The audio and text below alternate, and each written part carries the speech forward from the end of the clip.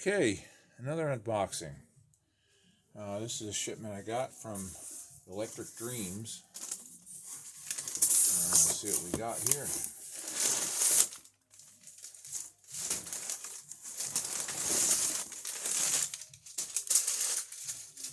Got a lot of packing paper. That's what we got.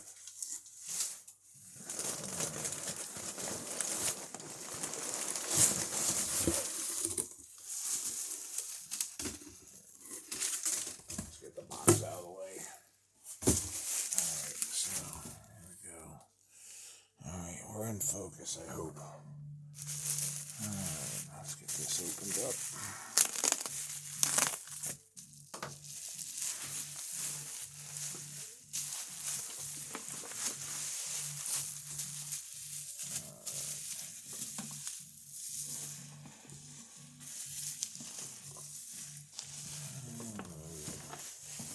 Wow, I gotta say, they do pack well. And you would hope so.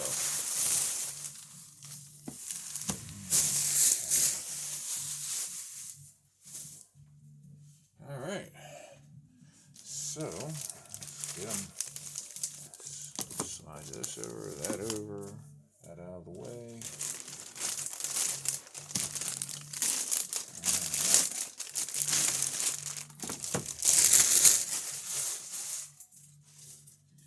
Okay, so what we have here, let's move this back over a little bit. All right, what we have here are NSR, and this is the historic line, these two cars. Wow, tape everything up, do a hell of a job. These are 100% made in Italy. How about that? Something not made in China. This is first thing for everything. Alright, get that bag out of the way. Let's get this one open. Pop that one out as well. Alright, there we go. Let's get these bags out of the way. Scintillating video, isn't it? Alright, now pop the box open. More packing.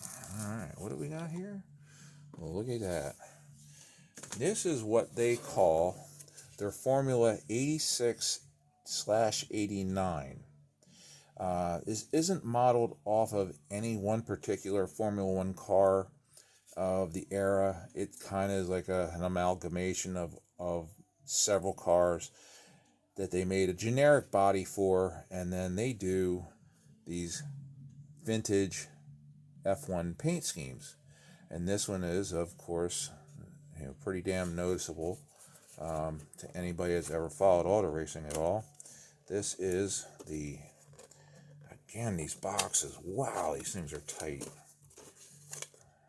Let's see if I can get this thing open without dropping it. Jeez, oh man.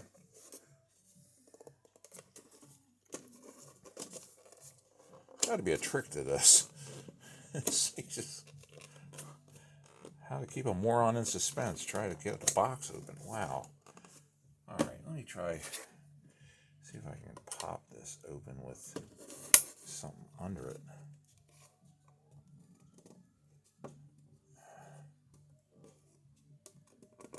Alright, it seems like we're getting a little bit somewhere here.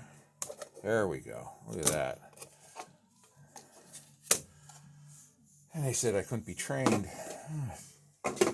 Alright. So there we are. And this is the Ayrton Senna issue. You see the yellow and green and blue stripe on the helmet. Done in the John Player Special livery. Lotus revisited this sponsor and paint scheme several times. It debuted in the early 70s on the Lotus 72 and the many variations of that, and then it went away for a little bit, came back. Might have come and gone like twice as far as I know.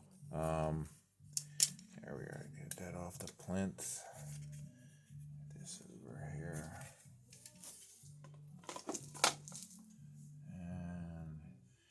are really, really nice the way that they're done. They are even numbered. This is of car number 12. This is 303 of 999 made worldwide. So if you're in the market for something like this, you better jump on these fast because they will not last long at all. A lot of the shops were selling out very, very quickly of these. These just came out probably within the last month or so. I don't know the exact date of when they're released, but they are one of the latest to come out and very highly sought after. So there's the Ayrton Senna. Now, who do we have here? All right. Now, and this is Johnny Dumfries. This would have been Ayrton's teammate at Lotus in the number 11. And this is number 142 of 999. So let's see if we can pop it open. Yeah, that's a little bit easier. Right tool for the right job, I suppose. But there we go. Take her off the plinth. Get this stuff out of the way so we can see better. Enough stuff in the way as it is. Come on. There we go. Alright. Okay. So basically, this is a twin. The only real difference is the number of the car and the color of his helmet. Other than that, these are exactly the same. Like I said, these cars are a generic body style. This has got an inline motor. And you can see how it runs here. It's got a pinion and a ring gear. A pretty basic little chassis. Nothing overtly fancy with that, but these are neat little Formula cars, and shows the difference in, again, from an earlier video, from an early 70s to now a mid to late 80s car. And yeah, it is what it is, I guess. I've always been a fan of Formula One. Followed it since the 70s. My favorite era of F1, if I had to pick one, is the 1975 season in particular, because those were the big tire, high airbox cars. Every car was radically different in design. I mean, you could look at every single car in that, and they were just insanely different design. It was an era where people were trying to figure out what worked best. People weren't using computers to design everything like today. It's why almost all your cars are shaped the same, like a jelly bean, because that's the shape that cuts through the air better for fuel mileage, space inside the vehicle for passengers and things like that. So they weren't really designed.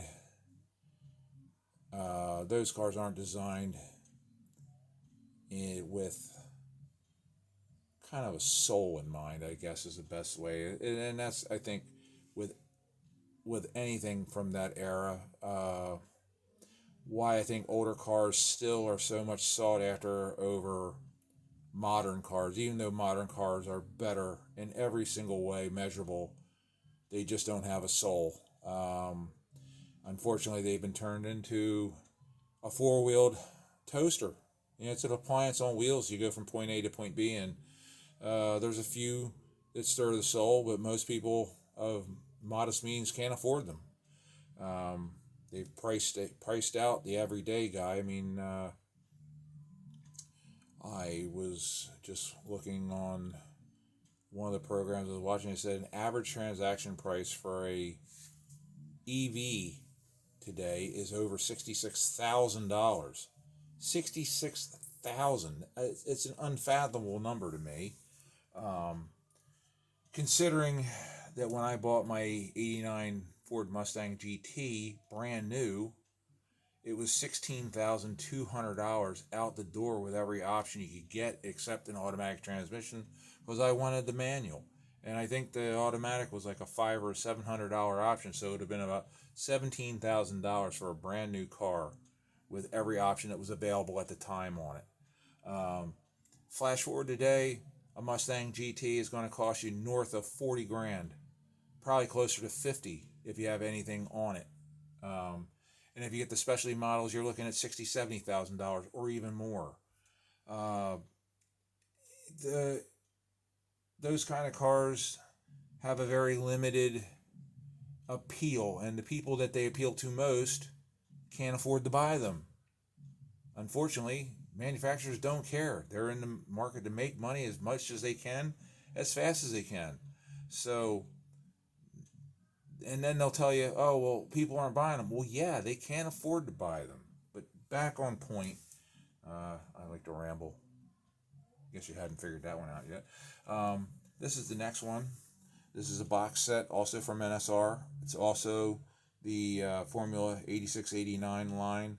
Legends Never Die. This is the Marlboro set, simulating the McLarens of Alain Prost and Ayrton Senna.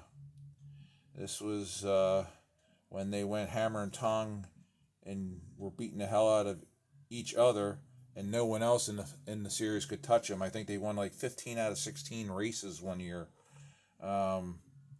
And I think the only reason they didn't win that race is they took each other out. But these were cars I just had to get. These NSRs are supposedly really, really quick cars. I haven't had a chance to run them yet on the track, but from what everybody's told me, they are really, really quick cars. Looking forward to getting the first chance to run them. Hopefully that's in focus, so you can check that out. Seeing the box art. These things are really, really nice. NSR does a nice job.